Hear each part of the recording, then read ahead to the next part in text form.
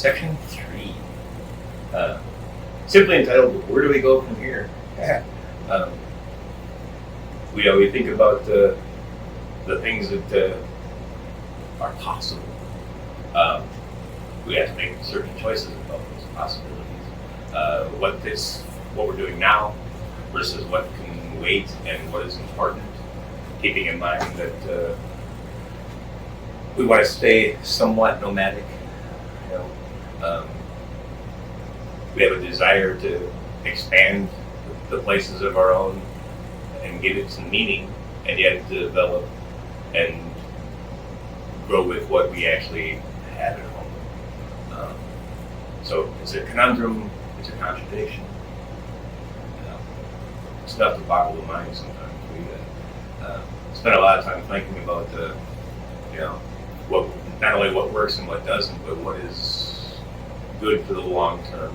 When we no longer either are doing what we're doing, or we no longer exist.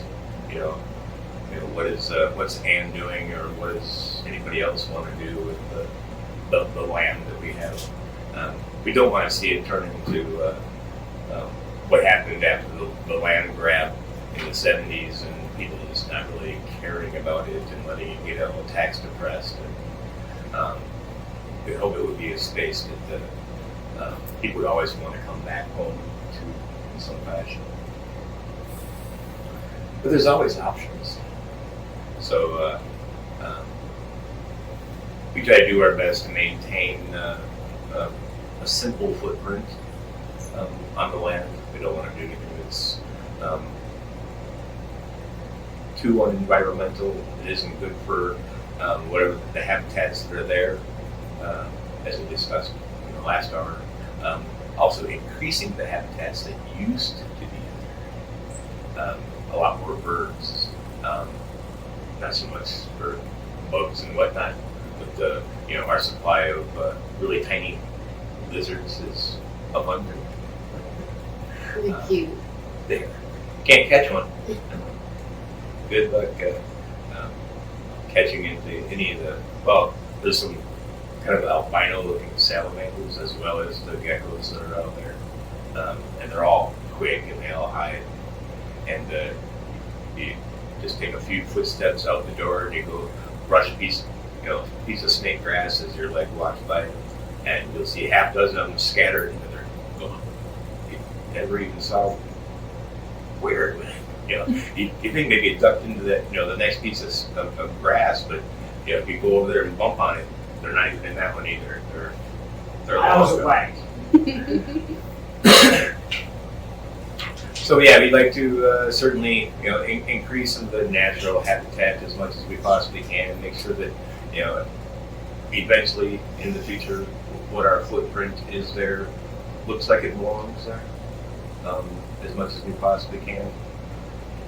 And then of course the pieces of technology that we have, whether it be monster-sized RVs or whatever. They don't become the domicile of the future. They go back to what they belong to be, which was able to transportation.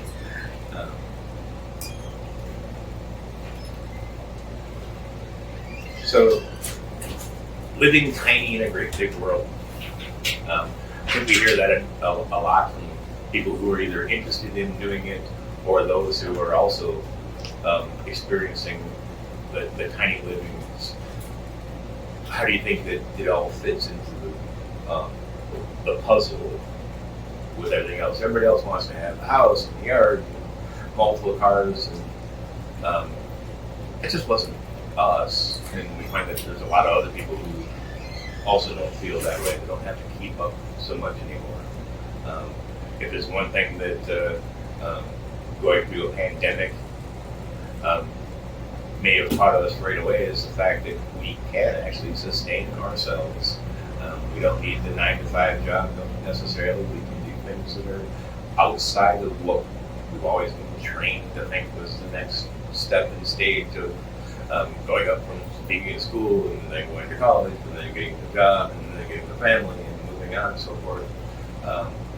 It's a chance to do it on your own. under your own control and within the confines of the only restriction you may have is the ability that you possess. And if you're willing to learn to maybe do some wiring or learn to do insulating or build if it wasn't something that was in your background, it doesn't mean that you can't learn how to do it. It may just take you a little longer to teach that old dog of yourself that new trick of doing it. But nobody's a perfect or omnipotent to all pieces of living in a vast and untamed environment. And so our tiny compared to other people's, tiny environments, places like Portland are looking at doing things in tiny villages to help curb their homelessness issues and so forth, and veterans who wind up homeless and so forth. But it's not necessarily as burdening independently. You still have neighbors in those environments. So you see a lot of these sprouting tiny home type communities, come, be small, but you're all still together. And you can have some cooperation, sure. There's a few of them out there that, if you use the skill set of the people that are coming in, if they're really good at gardening, then they help with the gardening. If they're really good at doing retail sales or marketing or something along those lines, well, then they can do another part of it. If they're construction smart, they help us, would help build things and so forth. There's one not too far from us. Actually, there's two that aren't too far from us in New Mexico. We hear some good things and we hear some bad things. But it's the choice that you would make, which isn't for us. We looked into a couple of them thinking that since we were going down for the winter, that if we weren't able to sustain ourselves on the land at a level of which we were confident with, not comfortable with, but confident with, that maybe these are places that we could bail off into and so forth, but dedicating the time to them in order to help with their cooperative community means that we don't get to do the things that we need to get done in order for us to be solely sustainable on our own. Or in some fashions, maybe other lands. We're always looking for little pieces of stuff. I'd like, personally, find a place in the middle quadrant, somewhere between Washington State and Oregon and Utah type of thing. A nice little, quarter-acre spot there, someplace that we can go visit. And then we do the whole spoken hub up the West Coast, and maybe another one in the East Coast. Now we have we currently still have our little house in Minnesota, but Minnesota's all the way up, so maybe southern Iowa would be a little better place to be able to trajectory from. A 6 or 8 hour drive, getting to another destination, whether it be the things that we enjoy doing, we like to go to Renaissance fairs.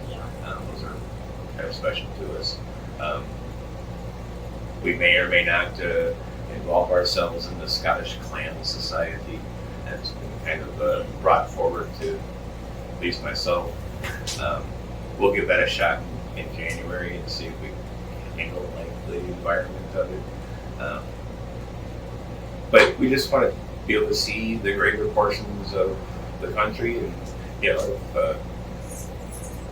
we want to be able to go visit the East Coast, well, gosh, we do have that property in New Hampshire or Pittsburgh or Pennsylvania or wherever it may be. We go and we park ourselves there and we enjoy it for a month or two at a time, and then it's time to fill it up with gas and head out to the next one and gradually work ourselves back to the land where we know that the land is maintaining itself. Whether it be through the buildings that we do or however we decide to propagate gardening, because we can't always be there. We're going to travel around to babysit the gardens. We want to have this so somebody, whether it's one person or a couple people, come and stay and live, you know, and all they have to do is help maintain it. Yeah, just watch it. You know, turn on the Set up water your once in a own- while, and if the water starts getting low, well, call the delivery guy. He'll bring his fire truck out and fill us up. You know, start up your own little house and garden if you want, and your own solar. You know, have your own little spot and then help watch the rest. And nobody's ever really tied down to be there, so it's not a community, it's not a commune or anything like that. It's a livable space, and we have at this point we have some extra to kind of be able to share out a little bit, and maybe we'll pick up some more. It'd always be nice, but yeah, staying self-contained and be able to fend for ourselves with basic needs and keeping it simple and a small footprint are really the main focus of what we want to do for the long term. So that everything fits into the environment, everything is friendly-ish to the environment, anything that we can do to help supersede what used to be historically part of that environment is a big plus. Okay, here. Nothing to do about it. Yeah, this section, this whole hour is actually meant to be a little bit smaller because I wasn't really sure how the design of the weekend was going to go. So it was more of a Open discussion. recap and more of an open discussion. I know Mike here has been interested in doing something tiny in his own environment. And, Yes, I definitely am. and it really all depends on where you're at and The what laws. it is, yeah, what rules may apply, what laws may apply, you know, whether it's on the local level via your city, or steps up to be a little bit bigger into your county, or into your the district area, or how you're zoned, whether it's commercially zoned or agriculturally zoned. There's always some kind of rules that may apply, and of course you look at the state level. I'm just lucky, there's no covenant where I'm looking to build. There's no rules pretty much, as long as it's, as long as I don't have like horses, I'll be fine. Some of them require a certain amount of feet. I don't know if that is a thing. I got told that trailers are okay for up to 6 months. Like a little trailer. Yeah, they'd rather have you put something up on blocks and skirt it and look like it's supposed to be there full time. Right. Some places require that no matter, you know, you don't have to have water, but you do have to supply electricity to yourself. You have to bring power onto your property. You may have where they want you to bring in power, and you go, well, I'd like to invest in solar. That doesn't quite work for us because their whole idea is to, even if it's an undeveloped land or a vacant land of some sort, and they're drawing, you know, this little teeny tiny aspect of tax revenue on when you start bringing utilities in, that's the first big bump of your property taxes, is because you brought in water and you brought in power, and then it's whether or not you're building something that is solid and sustainable, Right. rather than something that is more mobile and brought in and out and being used for, you know, recreational purposes or vacation purposes or however they deem it. We looked at one place and nothing under 1,500 feet. Yeah. 1,500 square feet. It's pretty large. It is really large, and this is like on a quarter acre property, so basically you mow what 6 feet. You know, so that's not; those aren't necessarily the most adaptable. I think as the trend kind of expands, I'm not going to say that it grows, because I'm not sure if there's a whole lot of growth on it. There's a lot of people who are interested in doing it, but at the same time, you have to realize that sometimes there's no technology where you're at. So if you want to stay connected to the environment or to your environment or to your neighborhood, social media and so forth, it could be a little tougher when you're nomading across the country. We take the interstate if we have to. Generally try to stick to the U.S. highway system. It's a little less traffic, but the roads necessarily aren't always in the best condition, depending upon where you're going through.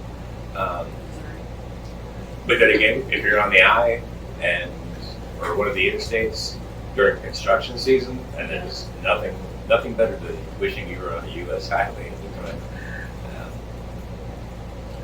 And generally, wherever a U.S. highway intercedes either with another U.S. highway or an interstate, that's where all the big towns got built. In Minnesota, there was, every time a trunk highway met the U.S. highway, they built a community college. So they're all, positioned to themselves for not only accessibility across the state for students to use, but they were accessible to communities even a little further away that didn't have one built in there. But you knew that 40 minutes away there was a school. Thinking of it, how they did that in a tiny sense, really isn't much different because we're looking at ourselves. Okay, so we're not too far off Interstate 25 in New Mexico, but we're also just not too far off of US 60. And US 60 is a pretty fun road as long as you're not in Torrance County, New Mexico. The land of this is a construction zone. It's not actually a construction It's really zone. not a construction zone. So, and we have to poke fun at Torrance County. That's. I think people are looking to expand and get to kind of know themselves and whether or not they have the gumption to really get out there and live on their own terms. You definitely get to know yourself. Sometimes the isolation can be a little overwhelming. Some people really absorb it. Some people really absorb it for a short part of time, and then they wind up being overwhelmed with it because now they've come to realize that there really isn't, who's there for you in an emergency? Who's going to be? What happens during a breakdown, especially if you're multiple, if you're a little bit more landlocked in with your tiny home into an environment or into your community, things don't necessarily change so much except for you're downsizing from 1,500 feet or 2,500 feet into something that's maybe 300 or 400 square feet. Downsizing itself is hard. We had to do that. Downsizing is tough. We were in a 2,500 square foot house. And we had to downsize. And then we downsized to the 8 by 16 converted fish house and kept some stuff in storage. And then when we bought the property in New Mexico, we knew that we wanted to bring some of that stuff, but we couldn't bring it all. There was just no way. So we had a pretty big monster storage unit, garage sale, and liquidated everything. Everything that we loaded up the trailer that we were hauling first with all the important things that we knew that no matter what, we're not getting rid of these. And we had to make some choices there. There was always a few things you go, gosh, I'd really like to still take those with me, but you know what? Either I'm not going to be able to use it, or I'm not going to be able to use it in the near short term. With whether or not it's a 6-month time or up to a couple of years. If I don't think I'm going to get into it, I can replace it. We'll find other options, or whatever it was that was interesting me at the time. I might find something else that's completely different now. So we made some hard choices, but we filled up the stuff that we thought was really important, and like I said, we liquidated the rest of it. 2,500 square feet that went into a 26-foot RV and a 16-foot box container. And what was if you could easily, it was under $20 to replace it. It went. And then if it didn't have any memory, or just, it had to have good memories of something that you can't replace, then you could keep it. So yeah, we're We had a whole technique on yeah, it was a kind of a technique of breaking it down to what was important. Yeah, we found certainly some difficulties in it. I'm sure Anne would tell you that she's my daughter. I'm not sure if everybody's met her yet. Yeah, she had a far more difficult time. her stuffed animals. She had a whole room full of stuffed animals. And we told her, you can't take all those. They just can't. They just can't come. You know, it's either that or you don't wear any clothes while you're there. So, which is okay too, because we got her to get rid of a lot of clothes, knowing that she's of course still going to be growing and getting older and so forth. And there's going to be a lot of these things that you might think that this is good and precious to you now, but 8 months down the road or a year down the road, you're not going to need it. Take the necessities, take some stuff. Of course, we got some swag and stuff for ourselves that we knew that we're going to want to keep. But for a lot of tough stuff, it was just as the process started up, it was really hard. And as we started muddling through it and making decisions, it actually got a lot more efficient. It's like, I don't need this and I don't need these. And no matter what the items were, sure, it was heartbreaking to get rid of like personal electronics and some of the other things that I've been holding on to for decades. Always thinking that either the style will come back or the need will come back, or just having something old for its own sake is worth something. That it's more worth me to know that somebody else wants to value it, because I know that I can't take it with me, and I hate to just see it go to a landfill or whatever else. Sometimes it was like that. I had a big jewelry box. I always wanted a big jewelry box. And I got it for Christmas, and it was like, we have no room for this.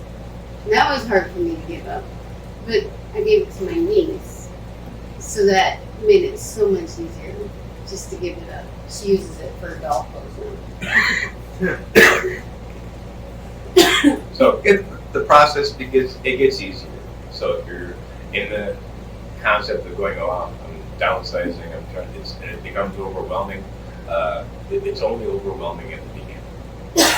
It's just like anything, that you're taking a very big step forward and a leap of faith in a sense, and you got to go understand that a lot of the stuff is replaceable. Whether it could have been anything else. You could go through a tornado and have this stuff scattered across the county, or a fire, or whatever else. If you thought the loss would be there then, it's different if you're selling it or giving it away or donating it. There was actually, when we had to downsize, we were kind of wishing the house would have burnt down. It would have been easier.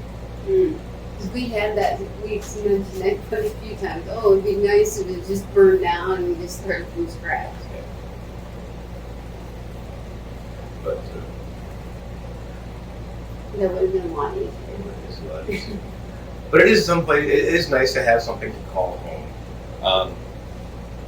And whether you tiny up in a community or a small piece of land, or want to be mobile, understand that that's your home, and either you can be a little bit more stationary or take it with you.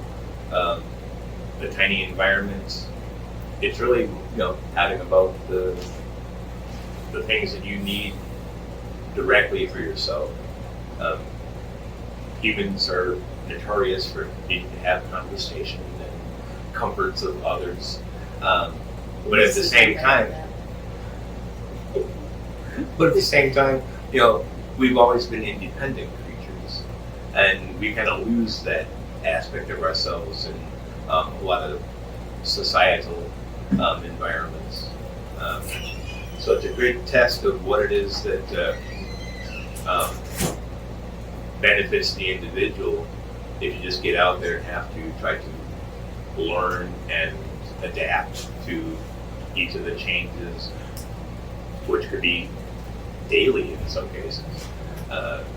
Whether if you're traveling, where do you go, where it's safe, and what do you want to do, how do you sustain yourselves on, Of course, limited incomes are, you have to save up and, make sure that you apply anything to your funds.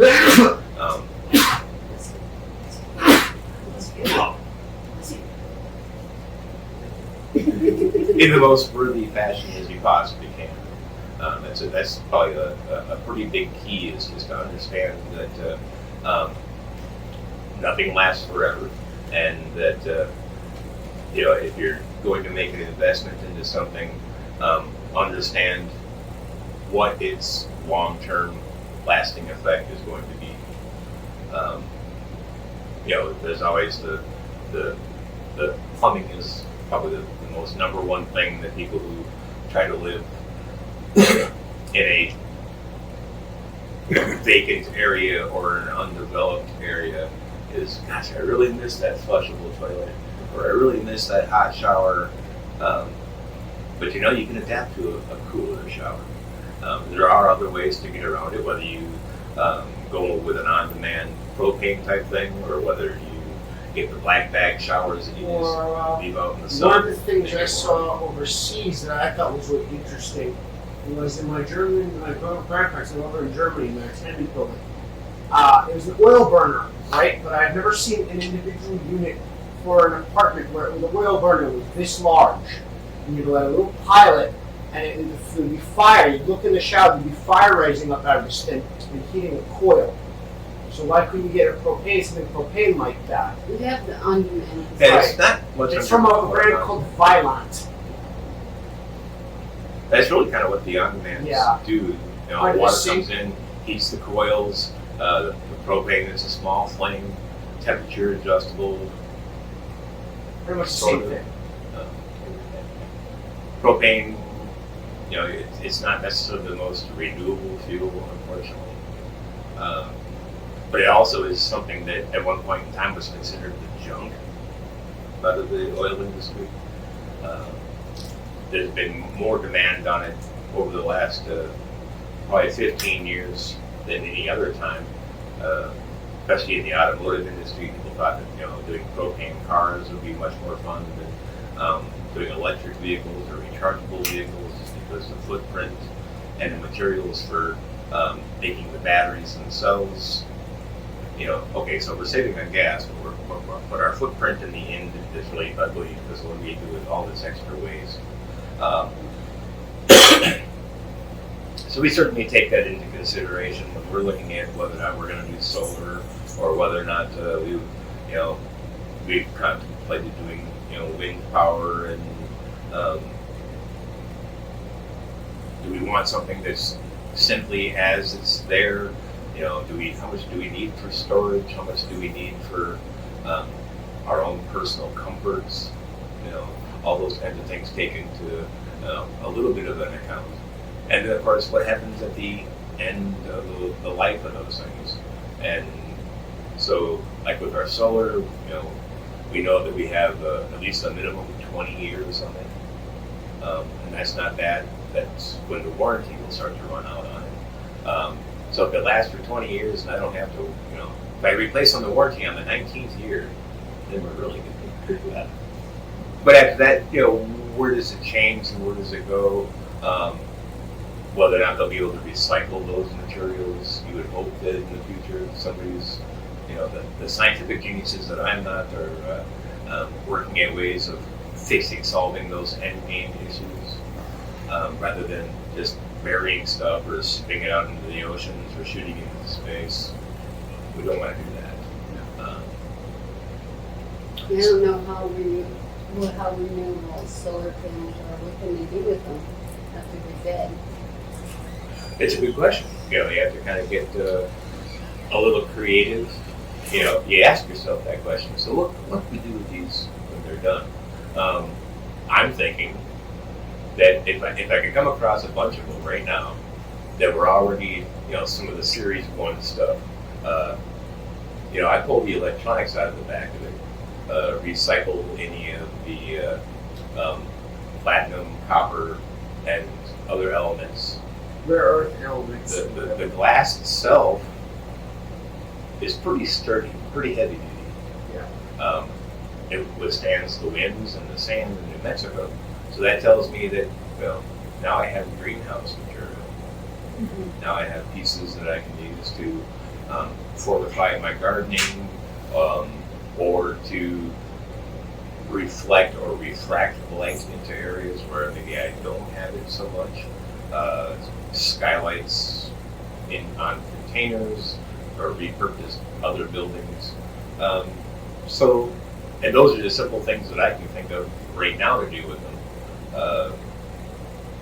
There's probably a bunch more that I haven't come across or will go, oh no, we should go see if we can find some more of those because I want to build this particular thing.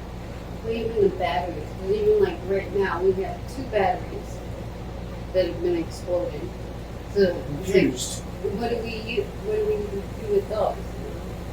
But at least there's a core fee that we can get from somebody for them. If somebody will want to recycle some of those materials out of them. The same way you do if you go to Walmart to get a new battery for your car. You know, they'll give We you take them to $20 off. Yeah, we'll just take them 2 at once. But Other core. and these are the gels, which are a little bit newer in the technology of them. They're not acid base, where you're certainly looking at environmental harm right away. They're not as good as the ion. Yeah, the lithium ion, but lithium itself is tough to harvest and it's not a renewable, and so we kind of stay away from it. What was it? And explosive. And it burns. So they're more like marine batteries. Yeah, these are more of a marine style, but They're deep cell. they're deep cell, and they're getting better at the technology that makes them have greater capacity for storing energy in a smaller space. You get little golf cart ones that are maybe a 20-hour battery, and you plug it overnight, and you can unplug it in the morning, and you can rent that golf cart out all day long, and nobody's going to have any problem when they're on the back nines because the battery died. Now they don't hold a lot. They don't give you a whole lot if you're running additional power sources off them. If you're trying to run your TV or your computer or working tools, hand tools, or something off them, unless the sun is out and bright that day. Otherwise, you'll drain them off right away. But what used to be a 130-pound, say $100 battery, well, now that battery is only a 65-pound battery, so they're taking more energy by comparing it into a smaller space that gives you greater longevity. So you ask yourself, where is this all going to be in the future, and what can we do with these materials? Where can they be recycled? What can they be repurposed for? Lots of little question marks at the end of those because we don't necessarily have all the answers for them. But we're learning, and we just take it one little step at a time and see where that brings us to our end goals of being able to have the land look the way we want it and function the way we want it. And come on in.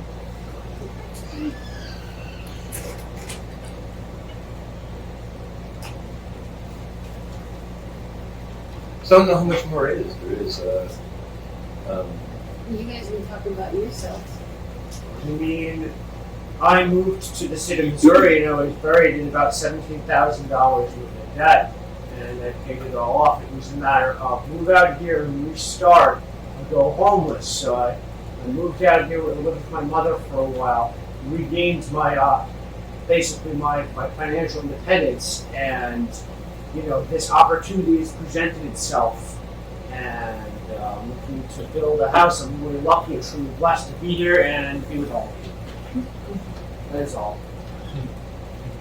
So you're looking to go do a tiny type of environment? Smaller. I wouldn't say as small as what you said. No 8x12 or 8x16. What I'm looking for is maybe something tiny bit larger than what we're in right now. Not by much. It's a one-person house. I wouldn't go as far as to call it a tiny house, but still, not something that's Smaller. smaller. A little less than I think this is maybe 12 by 36. Because this is about the size of what I'm in now, and I don't have a kitchen. Uh, The irony is we're- I'm a cook. The church building here, somewhere around, yeah, it's something about like that. 12 by 24, so it used to be a garage. Yeah. We're not looking to do something tiny for ourselves. We just bought a house. It's pretty big. We have a lot of kids. But my husband and I and both of our parents grew up in a situation where there was not some kind of permanence. Like, if things went badly, there was no safe place to return to. And so we have decided we don't ever want our family to be without that. So that's why we purchased the piece of land that we did. It's only 10 acres, but it's quite sufficient. And we have one child who will likely never move away, which is totally fine. But as an adult, he's going to want his own space. And so that's where the tiny thing comes in, is for them. And the whole idea of the backyard grandma cottage Yeah. type of thing. Yeah, it's about right. Yeah. It's the way the family farm used to be. Mother-in-law The cottage. family farm used to be, we thousands of acres, and what would you do? You'd go live 10 acres away from the main house when you grew up, and you wanted to stay on the farm and keep working it and so forth. Yeah. I think there's a lot of good in doing that communal family. That's kind of be where I am because I'm going to be right up the road from my mother's place, like walking distance. It's not on her property, but it's like maybe the distance from here to where the fire pit is out the farm, the property. It's very close. And like she said, the security, our land is paid for. So there's no chance of losing it unless we don't pay the taxes. So that security is always there. Yeah. And because they won't give us electricity, and it's not feasible to drill water, my taxes really aren't going to ever change. And we don't have those bills. And we don't have any bills as much as we possibly can. We try to keep financing down. We try to just keep putting a few dollars off, few dollars off until we have enough money to go, okay, bing, this is the next big purchase that we're going to do when we get there. And sometimes it takes us maybe 4 to 6 months, depending upon the size of the project. Otherwise, that project kind of maybe starts funneling into feeding, a year out type of thing. It's kind of like how your bank tells you, well, you can save the change into this special account. It's kind of the way we look at it. We take everything that's extra, whether it's loose dollar bills or change, and we keep it all together and we forget it. And eventually we start counting it and we go, okay, so we know that it took us X number of months or days or weeks to get to this. If we watch our spending and we stay in this kind of the same track, then those extra dollars are going to come back in roughly the same way. And then we know where the additional spending comes And from. we also want to get another piece of property that we can pay for, it's all paid off, and that will have a well. We're not so worried about electricity, but water. Yeah, water's And very, very. that way, if it doesn't work out where we're at, we can always look to that place with the well. Because water can be an issue there. If we can't get people to deliver it, we're kind of stuck. And what happens if the aquifer in that whole area Goes up. dries up, right? There are places in parts of New Mexico where they used to have great aquifers, even up to as early as 10 years ago, and where you used to have 140, 150 feet of water, now you have 5. Right? Less. Yeah, we stayed in Or less. Yeah. We do a lot of harvest hosts, if anybody knows what that is. Harvest hosts, you pay a yearly fee, and you can go to their, there's a whole list of people that allow it. If they go to their property and you camp there for free, as long as you have your membership. So there are places like alpaca farms. Yeah, and and breweries little and breweries and wines. little bars. So yeah, you feel like you're okay. So I'm going to, instead of making a donation or something or paying for a campground spot, I get to buy a bottle of mead, Yeah. or I might get to just absorb the environment and feed some sweet snacks to some critters and enjoy it. But yeah, And you're helping them and out. you're helping them out. We were at this alpaca farm stand, and we had ran out of water, and we asked her, would you let us get like 5 gallons of water? And she said we could, and she said they're limited on water, and I was like, no, we'll just run to Walmart and do it ourselves. We come to find out that their water level is at, what was it? She said. Well, yeah, they're about 4 or 5 feet now in their well. Wow. That's it. And the neighbors around them have already gone dry. Mm. So their alpaca farm, unfortunately, pretty much has to end because they can't. It's not sustainable for them to have to pay to bring in water for even what they're getting out of the shears for the alpacas, plus food and other kinds of things. So they're losing what was, it was kind of a hobby and a fun thing for them to do back in the late 80s, early 90s when the whole alpaca farm was kind of exploding. They bought into it, and it's been a thing for school tours, Right. all kinds of visitors to come out and to their little petting zoo type of environment and spend the day. Tragically, they're going to have to come to an end because they just can't feasibly take responsibility for the animals anymore. So now they separated the herd, all the boys are on one side and the girls are on the other side, so they don't have any more reproduction. And they're working with some other nonprofits to gradually wean out most of their Yeah, they're their It herd. was kind of a sad spot. We liked Harvest Hills, but I have to say that one there was kind of a sad. And it was a nice place, and they really, they treated everything well. They were certainly knowledgeable about what it was that they were doing because they've been doing it for almost 40 years. And it's just a shame that something as simple, you think as simple as being able to turn on a spigot and get yourself some water, becomes so detrimental to something that you were doing. And if you're traveling, Harvest Host is a really good membership to have, and also Boondockers Welcome. Both of them, you pay.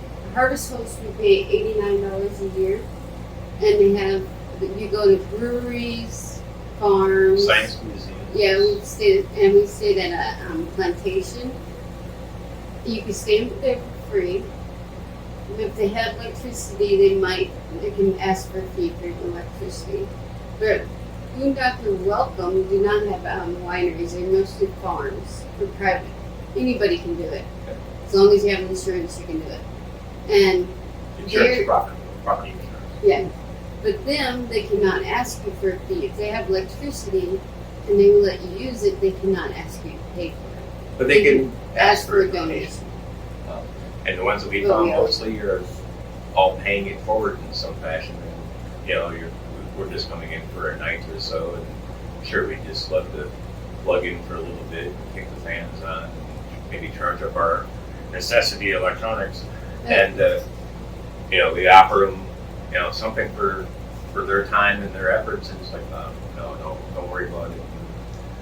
For whatever reason they have, that's what they're doing. So you find different people that are giving back to somebody else. Yeah, the wineries hope you're going to maybe come in for a taste test, maybe pick up They a bottle of suggest mead you or to. so. The alpaca farms, of course, they do shearing, so of course they sell socks and little stuffed animals, so they're all made out of the alpaca fur. Well, we're going to have some new ones because when we leave here, Monday we have to be at Hurricane Creek in Kentucky. And we're staying 2 days there. And then after that, we're going to a climbing cafe. Cool. In Illinois. Yep. And then we're going to a skydiving school. Wow. And we're not going to go skydiving, No, I'm not. but we can sit out there in their big wooden fields Watch off people of the skydive. airport everybody and watch people skydive I while told we they just go could. I'm camping. not doing it. But without the Harvest Host, we wouldn't have these opportunities. And we also got what used to be a missile silo Yeah. that's converted, so we're going to go check that out and see how they manage that space. And it's all free. That's all. Yeah, So, they it's might charge relatively you. free. Yeah, you You can might only have to pay for a tour or something. You have to be careful because, like, there's one in Wyoming we were going to go to, and it was $200 a tour. But you get to camp there for free, only to tour. Yeah. $200 for a tour? What? That must be like some smashing tour. Well, it's actually you ride in a horse and buggy for 2 hours. It was 4 hours. It sounded kind of interesting, but no, That is a crazy Yeah. price to ask. For That's that, expensive. for those, yeah, then a campground. that was the Yeah. worst Before- one we've seen. before. And then in Louisiana, the bayou. Yeah, there was one that wanted to take. He wouldn't even take our reservation unless we booked the swamp tour. It was $40 a person for a swamp tour. That's expensive. So. Yeah, we But so- tried but to go as cheap as possible. We met up with some people who had just done that space, and they said that the tour was really, really fun. It just doesn't fit into my budget. Well, we did the tour for free because where we ended up staying.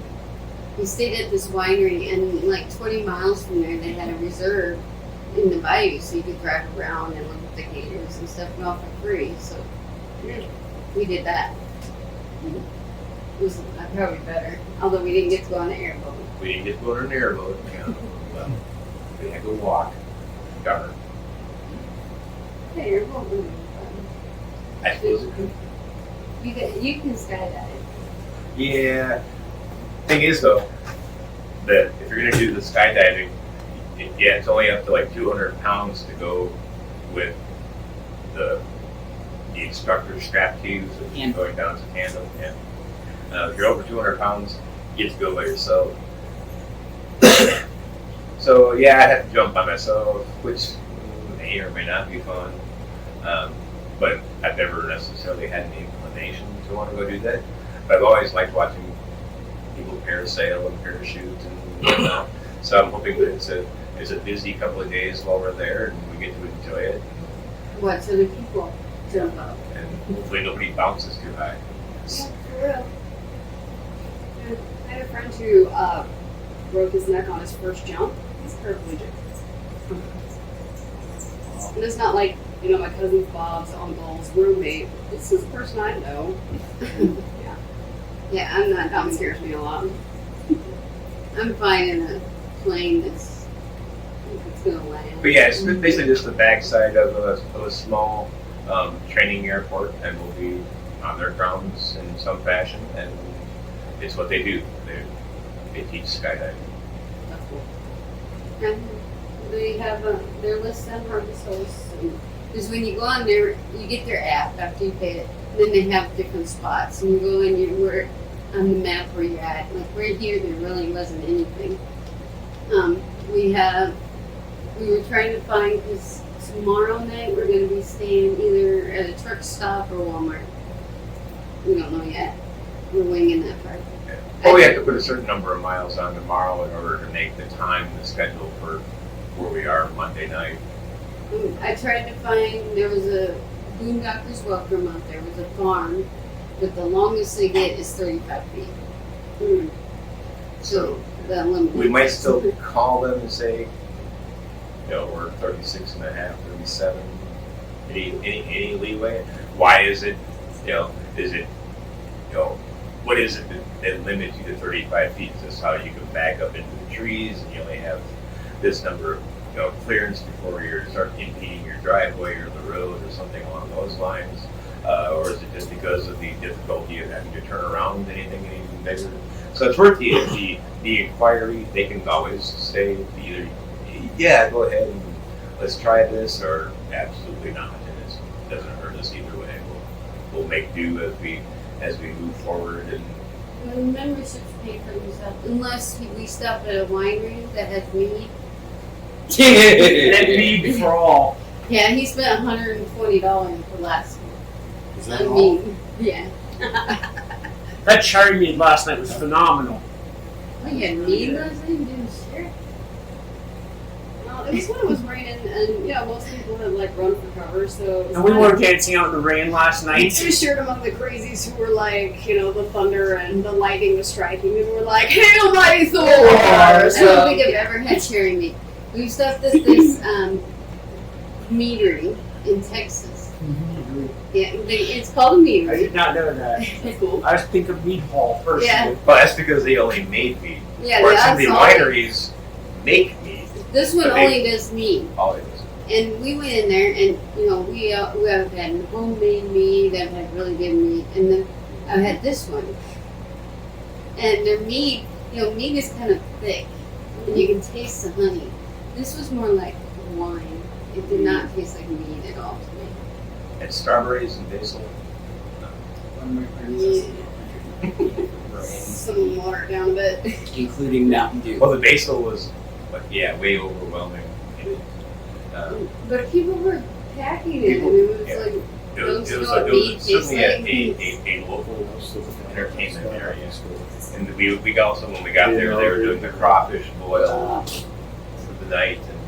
And I'm glad we got in there early because we were parked all at the back end of their parking lot area, where they had some hookups Yeah, and we so used to forth be for us. But if we would have got in there, after 3 o'clock, there'd been no way we would have got the rig all the way back to where we needed to be to park. We'd have people move cars. And fortunately, we didn't have to have any other kind of emergency at the time either, because otherwise we'd have to move a whole row of cars in order for us to get out if we needed to get out for some reason. well, and you also find when you get into full time, especially in an RV, a lot of RVers full time, we're all like a community, and everybody is so nice.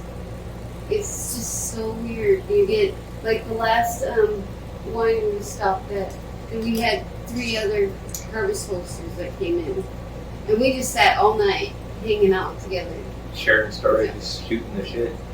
Nobody's being all pretentious. We all have different backgrounds. We all have different things that we're doing amongst ourselves. Different religion, Different, yeah. nobody cared. The only thing we had in common is that we were living full time in our RVs, and we like wine. Nothing wrong with that. Well, the one, they never had meat. That's true. They had never had meat. She said it was just so horrible. Yeah. Well, As you're downing it.